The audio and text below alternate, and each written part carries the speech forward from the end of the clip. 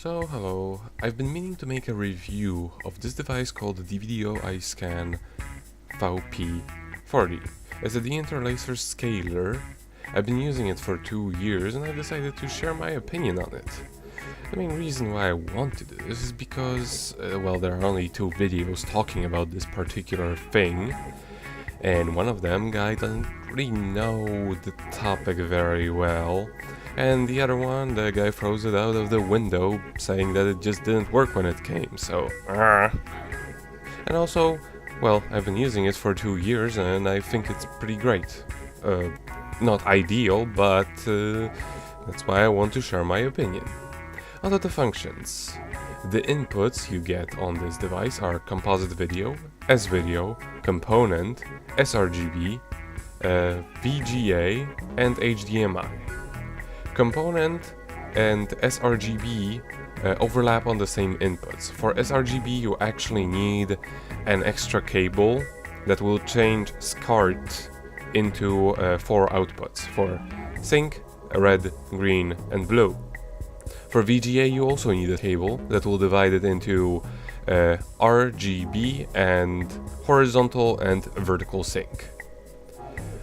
And for HDMI obviously you don't need anything. It also takes optical audio via HDMI, as well as RCA. It can also output via optical audio, but there's only one RCA input, so I don't actually use it. I just plug it into my speakers directly. The outputs you get are VGA and HDMI. For VGA you also need one of those cables that are divided into RGB-HV. Just putting it out there. Those cables aren't impossible to get, but it's not exactly something you'll find in every computer or electronics store. You may need to order them off of the internet.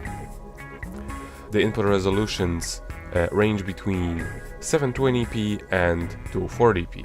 1080p and many resolutions that stem out of VGA, they can be taken in, but they can be processed, so you can't adjust the active area, you can't change the aspect ratio, and you can't change stuff like brightness, contrast, and so forth. It's not really that big of a wonder that 1080p is not supported because this device is 10 years old. The resolutions are assigned accordingly to the connections, as in they just follow the regular standards. sRGB cannot take 480p and VGA cannot take 480i. It's the stuff you would expect. Every resolution can be taken in at any refresh rate, so it doesn't. So even though these devices are specifically mostly used in America, they can take in 50 Hz and they can output 50 Hz. They can also take in 50 Hz and output 60 Hz, although that's unadvisable because that adds input delay. Color space can be manipulated on the input, although it's not really necessary because it sets the correct one automatically. And on the output, but that's more of a placebo really. Just don't take it, just don't pick the 422 component. Then you'll be fine, because that one just really low color definition. There's also an upgrade to this device, which I am going to be talking about separately. I mostly use the upgrade because, well, I don't feel like taking it out, and it gives me a lot of advantages. But the upgrade isn't necessarily 100% better than the unupgraded unit, but I'll get to that. Now onto the resolution, onto the resolutions it handles. I will go through them from top to bottom, as in from the highest resolution to their lowest. 1080p, as I said, can be passed through, as in you can plug in your Xbox 360 or PlayStation 4 into the HDMI port and use it as a switch box, but you can't adjust anything about it. At the same time, you really wouldn't need to, because you know it's 1080p. There really isn't a reason. I should also mention that not every unit may support 1080p, because it was only added later on as an update. So yeah, there is that. 720p. Now with 720p, usually you don't really need this. Again, like 720p already looks good when you just plug it into the TV. However, this device does get rid of the HDCP protection from the PlayStation 3 and PS Vita, probably. I don't have a PS Vita TV, whatever that device is called. Oddly enough, you actually need to enable the HDCP mode on the Interlacer in order to get rid of the HDCP mode. I don't understand why that works that way, but it works, so that's what's important.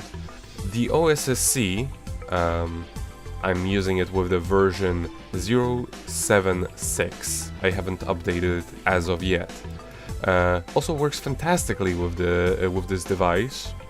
When you use it for the PSP, as in when you lower the active area to 640 on 360 and scale it ×2, then it gives you 720p image. Or if you use it with 240p on 2x or 3x scaling mode, in 3x scaling mode it will give you 720p as well.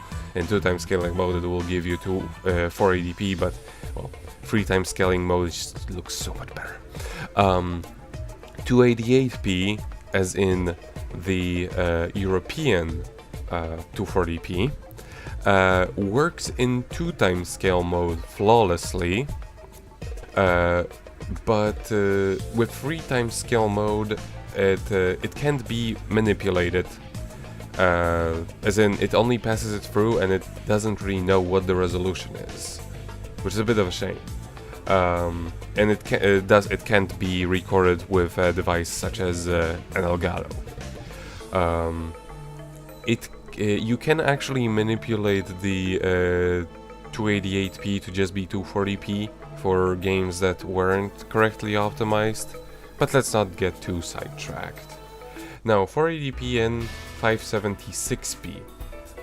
I'll mostly just be referring to 480p because that's the usual one, and everything I say about it also applies to 576p.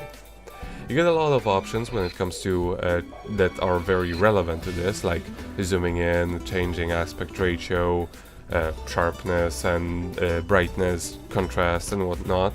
You also get these resolutions on 720p, but you don't really need them. Now with Dreamcast, this device doesn't really want to work. It's unreliable, and it works whenever it feels like it. It will just sometimes trigger to work, and sometimes it will not. Replugging it will usually trigger it to work again. Turning the device on and off again may trigger it to work again.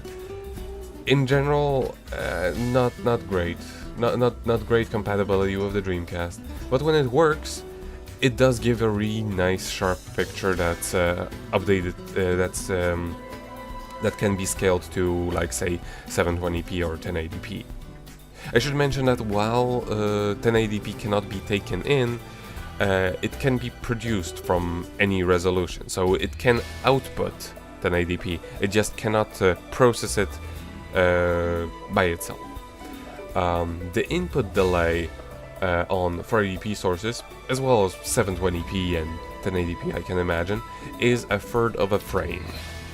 Now, the 480i and 576i, I will mostly be referring to 480i because it's exactly the same. The processing is exactly the same on the both resolutions. There is an important difference here when it comes to the upgraded and unupgraded units. I'll first talk about the unupgraded unit, since it's a more common one. The upgrade is pretty rare. It uses adaptive deinterlacing, which means that it basically recreates the image as entire frames, and it adaptively blurs out given parts of the image, interpolates different parts and keeps other ones sharp. It uses a complicated algorithm, which which with most sources will give you a really nice and sharp picture that you can hardly tell apart from 480p natively. Like with some games, it actually looks better than the 480p mode. I should also mention that it deinterlaces those interlace formats into 60 frames output, which is very nice for games that actually run in 60 frames, which there are actually quite a lot. When it comes to the games that don't work properly, it usually is just that the game gives a really weird signal. Like, for example, such examples like Shadow Hearts from the New World or Eternal Ring, where Eternal Ring just has a really messy, very like interlaced output. It's just without any sort of filters, which just makes interlacing show up a lot. And Shadow Hearts from the New World actually constantly outputs as though it was running at 60 frames, where most of the times it just uses 30 frames, which causes a lot of interlacing errors. But as I said, most of the times it's just outliers, and you won't run into them quite so much. The input delay, sadly, is pretty harsh on this on the unupgraded unit. It's 4.5 frames for 480i. It's also 4.5 frames for 576i, although in milliseconds it's actually a little bit more, because, well, 576i just has less frames per second. Now, 240p with the unupgraded unit works correctly, although there is a small bug when it comes to how it's interpreted. You will notice it on long horizontal lines, mostly long ones. Can also be on short ones. It also doesn't appear on every system, but it's fairly consistent. It's just the horizontal lines will not be perfectly straight. There is gonna be like half a line of pixels of like a sink in there. It's not particularly noticeable when you're just sitting far away, but you can notice it eventually. If it doesn't bother you, it's fine. The input delay is exactly the same as it were on the 480i inputs, but like the biggest advantage of the 240p processing on the unupgraded units is, well, it's correct. It's, well, not the biggest advantage, but this device does not give a diddly when your console is switching resolutions. So long as the console isn't like going for a tantrum when it's doing that, but say, for example, games that change its resolution when going between menu and the gameplay, like for example Chrono Cross or Sonic 2, when it goes in two-player mode, it just and it literally destroys most of the other deinterlacers, for like has them stomped for a few seconds. This one, not a frame of difference. It just keeps going. It never stops. It's amazing. So for some people, it just make up for the rather bad input delay. So that's why I put it out there. Now onto the upgraded unit.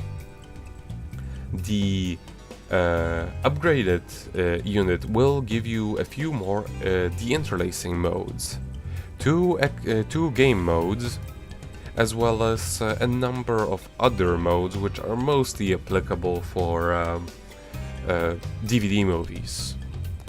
I'll begin with Game Mode 2. Game Mode 2 is pretty much exactly the same as the as the previously mentioned adaptive de-interlacing present in the unupgraded unit.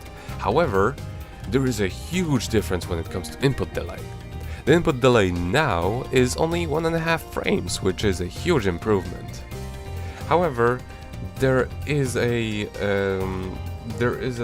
very big but when it comes to the 240p. The 240p, for whatever reason, in the upgraded unit is completely borked. It will still take in the 240p signal, but it will take it in. It will assume it's 480i and de-interlace it incorrectly. You will get a lot of interlacing artifacts, especially prevalent in games that run in 60 frames and noticeable even in games that run in 30 frames. So yeah, there is a problem with that. The input delay is still exactly the same as it was with 480i, but it's not ideal. I mean, the input delay is fine, but the image is not ideal.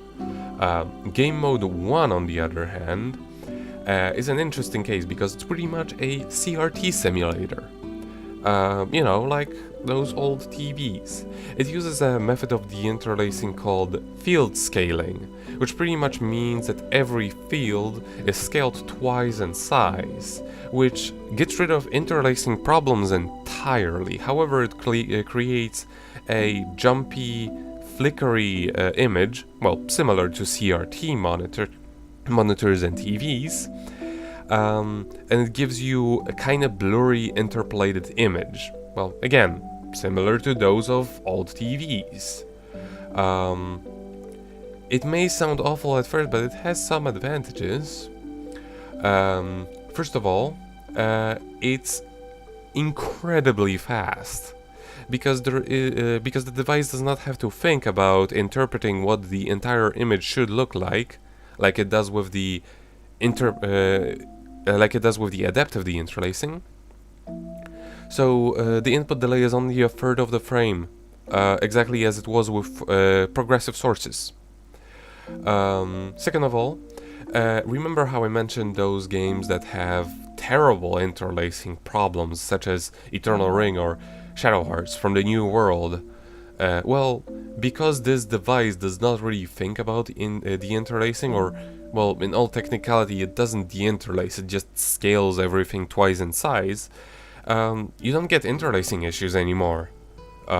You get flickery picture and it's blurry, but there is no interlacing errors anymore. So this is a big advantage for those who are actually interested in all of those weird early, or just in general weird PS2 games that have to reinvent the wheel every single time they render something. The biggest problem with this mode, however, is that the interpolation, for those who don't know what interpolation actually means, it means that the image gets sort of like, if you have a diagonal line of pixels, it would create sort of a stairs-like effect.